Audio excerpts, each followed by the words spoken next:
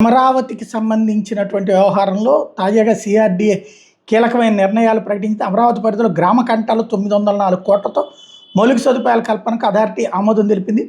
29 గ్రామాల్లో నీటి సరఫరాకు 64.35 కోట్లు, సివరేజ్ వాటర్కు 110 కోట్లు, రోడ్లకు 339 కోట్లు, వీధి దీపాలకు 12 కోట్లతో పనులకు ఆమోదం తెలిపారు. 7 ఏళ్ల పాటు చేసిన పనుల నిర్వహణకు కలిపి మొత్తం 904 కోట్ల పనులకు ఆమోదం తెలిపారు. Mangalagiri gems and jewellery park 78 ఎకరాల్లో ఏర్పాటు కోసం భూ సమీకరణ చేయాలని నిర్ణయించారు. దాదాపు 5,000 కోట్ల పెట్టుబడితో ఏర్పడి ఈ పార్క్ ద్వారా 20,000 మందికి ఉద్యోగోపాధి అవకాశాలు లభిస్తాయి. రిటర్నబుల్ ప్లాట్స్లో అసైన్డ్ భూమి అనే పదాన్ని తొలగించాలని సమావేశంలో నిర్ణయించారు. స్పెషల్ పర్పస్ వెహికల్ కింద ఇంటర్నేషనల్ ఎయిర్పోర్ట్తో పాటు వివిధ ప్రాజెక్టులు చేపట్టేందుకు అనుమతులు ఇచ్చారు. అంటే ఇంటర్నేషనల్ ఎయిర్పోర్ట్ అక్కడ పీపీపీ పద్ధతిలోకి వెళ్ళిపోతుంది.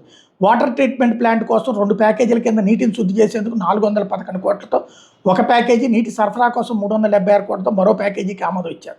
ఎస్ఆర్ఎం విట్ సంస్థలకు మెడికల్, డెంటల్, పారామెడికల్ కళాశాల ఏర్పాటు చెరో 100 ఎకరాల కేటాయింపుకి నిర్ణయం తీసుకున్నారు. అమరావతి మునిగిపోతుందని ప్రచారం చేసేవాళ్ళు ఇక్కడికి వచ్చి చూస్తే తెలుస్తుంది. ఎక్కడ ఇల్లు కట్టుకోవాలన్నా గుంతలు దవ్వుతారు, వర్షం వస్తే గుంతల్లోకి నీళ్లు రావా, ఐకానిక్ టవర్లోకి నీరు వచ్చే అని దుష్ప్రచారం చేస్తున్నారంటూ విమర్శిస్తున్నారు నారాయణ.